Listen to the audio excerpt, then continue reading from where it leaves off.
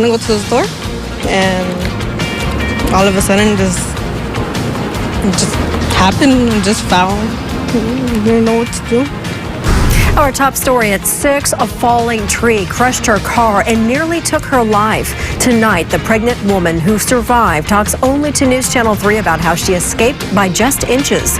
Good evening. I'm Beth Farnsworth. And I'm CJ Ward. We begin at 6 with a live team coverage of the weekend storm. Chief Meteorologist Alan Rose is in our First Alert Weather Center with some of the benefits of the storm. Senior reporter John Palmentary shows us how a fallen tree forced officials to close down a school. Kelsey Gerkins is live in Ventura at a restaurant that was damaged by the storm. But we begin with Elise Martinez. She talked to the pregnant woman who made it out alive after that huge tree came crashing down on her car in Santa Barbara.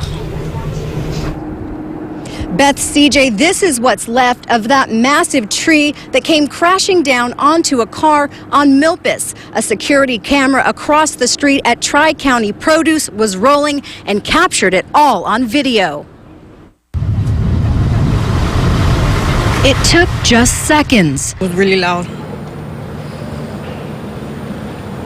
Really loud.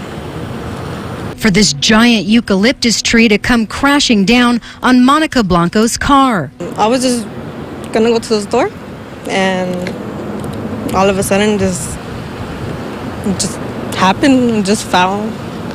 Didn't know what to do. Blanco's first thought was of her baby. She's 13 weeks pregnant.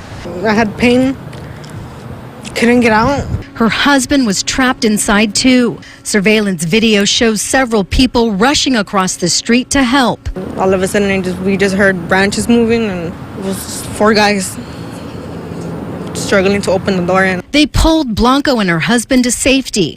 the whole front was smashed. The windshield was smashed, had 2 holes where the tree had entered the car. A woman who lives nearby rushed them to the hospital. These images from Google Earth show the tree before it fell. This tree may have looked healthy on the outside, but on the inside, it had severe root rot. And if you touch it, it feels just like a sponge.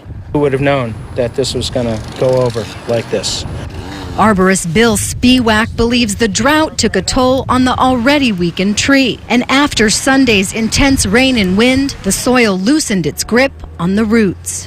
I think the key thing that people need to do is look up, look what they have on their property, what do their trees overhang, and then take action on that. Have them assessed.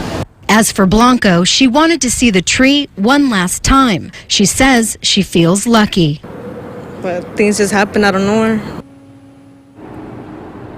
As you can imagine, her car was totaled, but Blanco, her husband, and her baby are all going to be okay. Live in Santa Barbara, Elise Martinez, News Channel 3.